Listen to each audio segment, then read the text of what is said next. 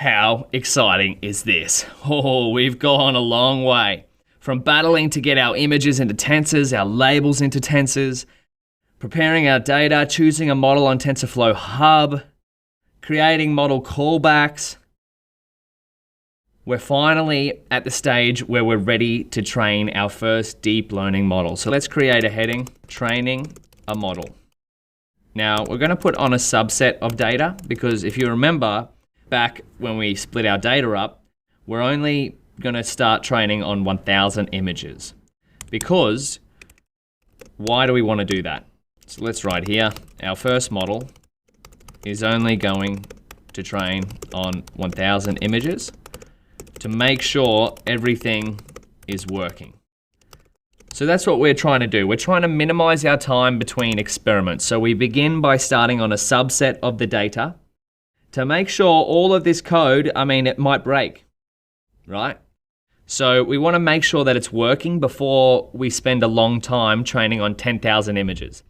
Because training on 1,000 images is going to go a lot faster than 10,000 images. And you could imagine the same goes if you increased it to 100,000 images, or in the case of ImageNet, 14.2 million.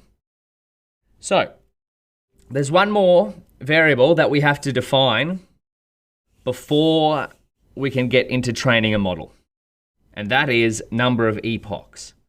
And so the number of epochs is how many passes of the data we'd like our model to do. And a pass is, you can imagine, is equivalent to our model trying to find patterns in each dog image and see which patterns relate to each label. Let's go into here, num epochs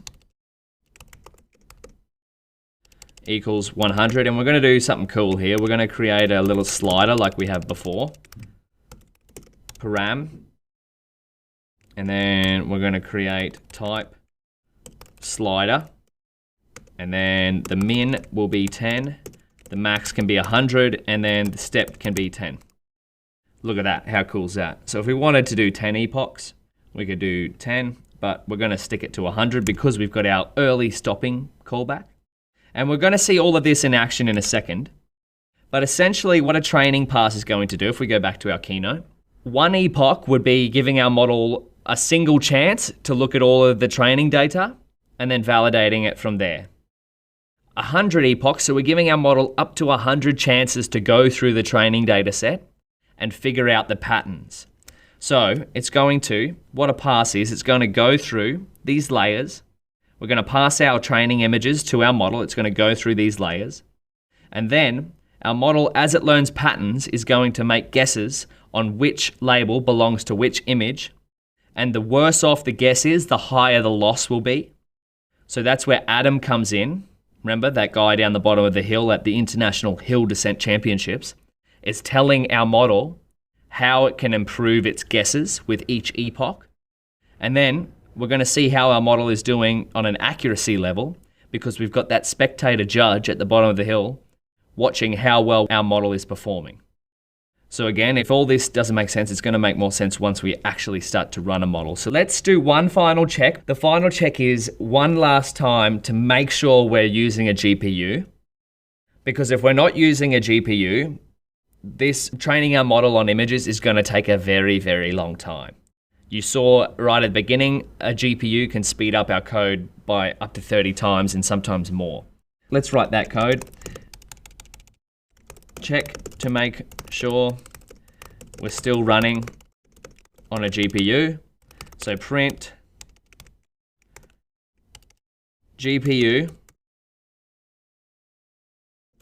available, and then we're going to go yes if tf.config.list physical devices, and then we want to check GPU, else not available. So this is just the same code we wrote above, but we need a GPU to be able to run this in a considerable amount of time.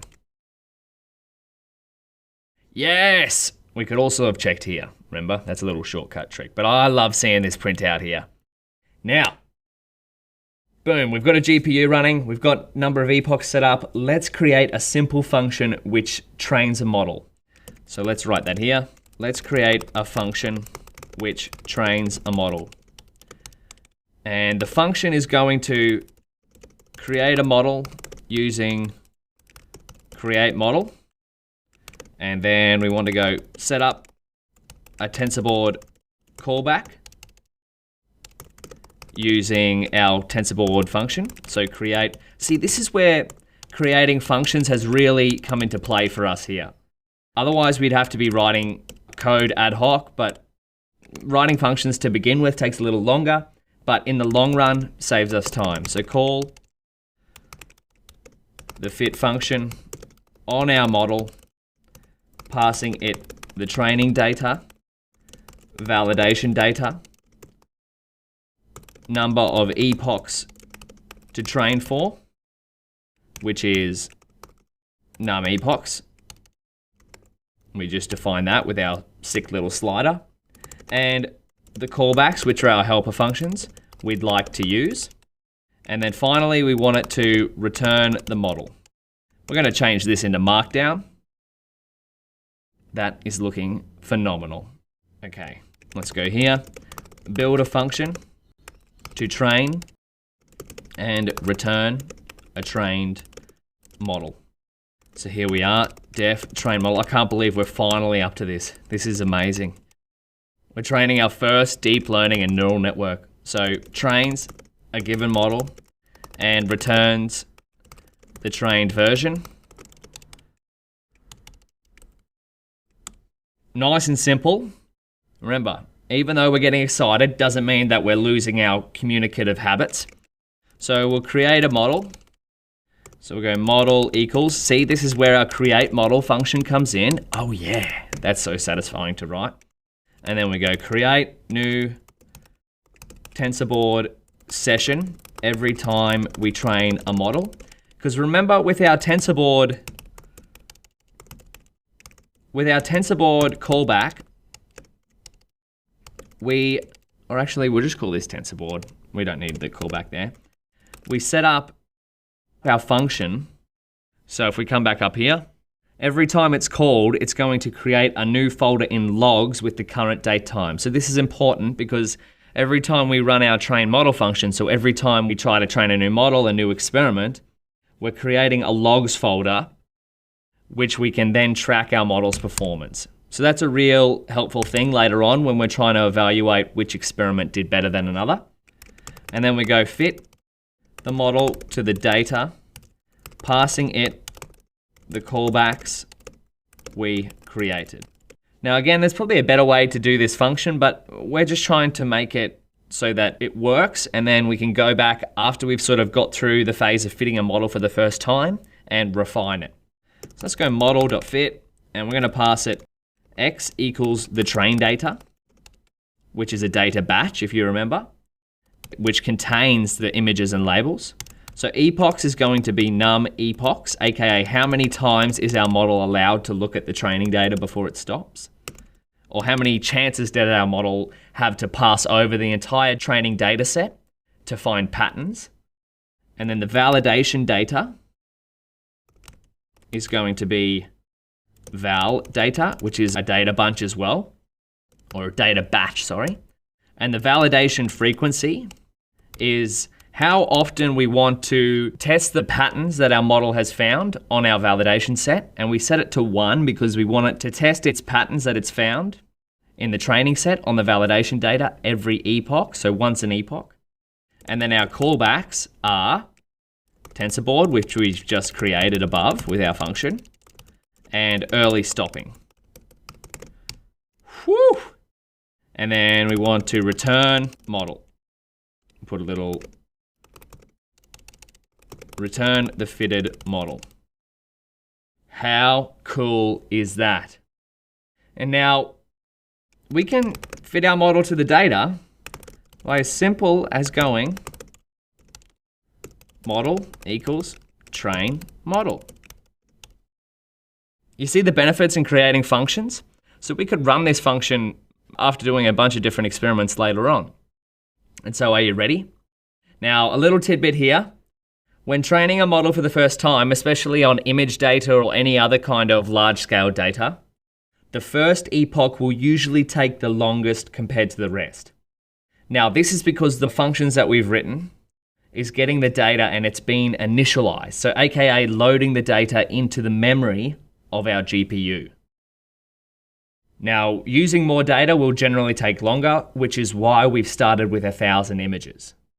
And so after the first epoch, right, we've set it up so that it's capped at 100. The first one might take a couple of minutes. After the first epoch, subsequent epochs should only take a couple of seconds. So you ready?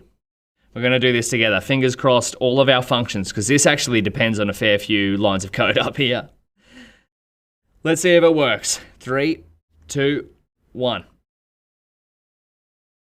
Oh, look at that. Building a model with MobileNet V2. I got my fingers crossed. I hope you do too. Yes! It's starting up. See, there we go. Epoch 1 of 100. Because epochs is set to 100. So it's going to train for 25 steps, which means our batch size. So if we have 800 images in our training set, because remember we started with 1,000.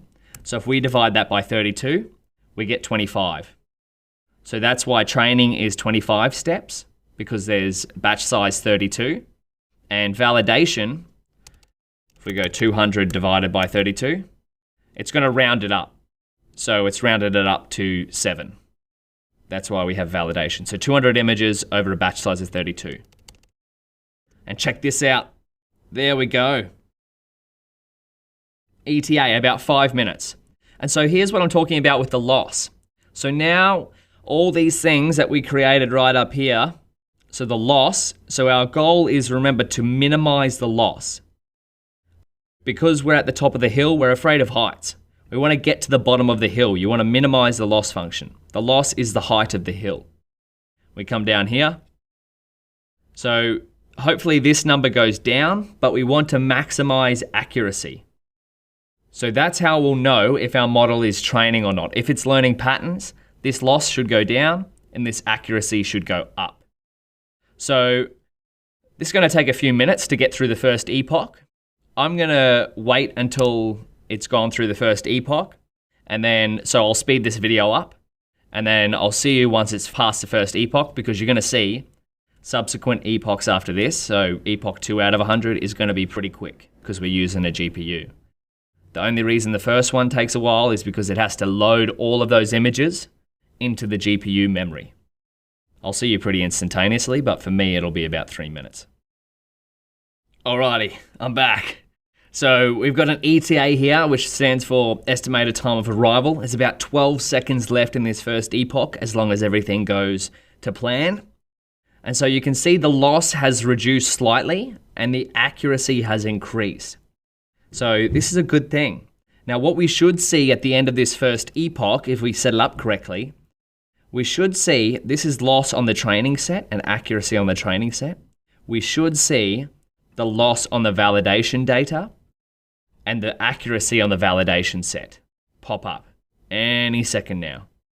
So we're just waiting. So probably what it's doing now is it's been a little bit longer than 12 seconds, but it's loading the validation data into memory so it can calculate and evaluate how it's performing on that data set. I can't believe we're doing this. We're like training a model together in real time. This is phenomenal. I've never done this before. That is as long as your code's working. Here we go. Look at that. So now we have, this is what I was talking about. We have this metric is on the training data and this metric is on the validation. So see how quickly our accuracy is improving? Now I told you, epochs are going to speed up. Look at that. The first one took about 5 minutes, but these are taking 5 seconds.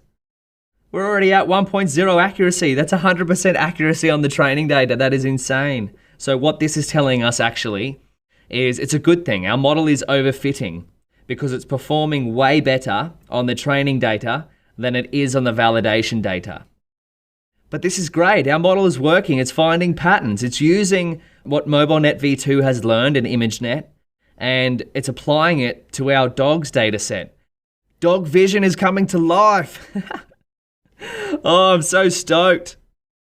Now, I hope yours is running like this as well, because we're training a model together in real time. This is beautiful. So what we should see is once the validation accuracy stops improving for a number of epochs, so 3, because of our early stopping callback, it's going to stop training.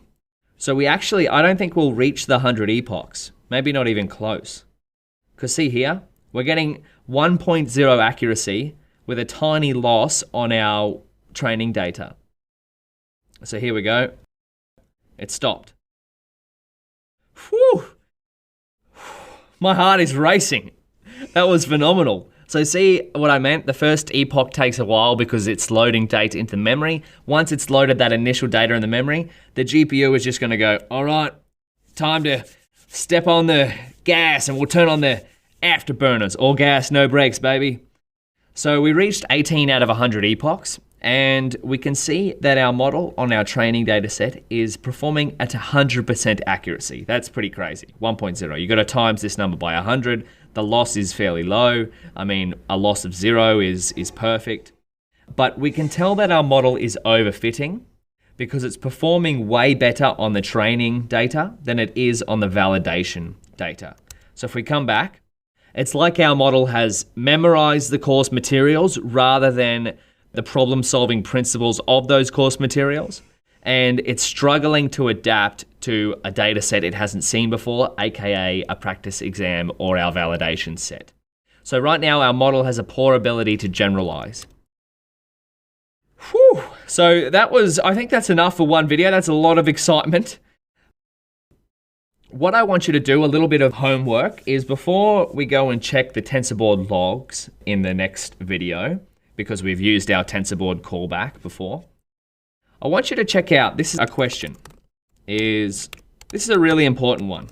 After we've trained a model, I want you to go, question, it looks like our model is overfitting because it's performing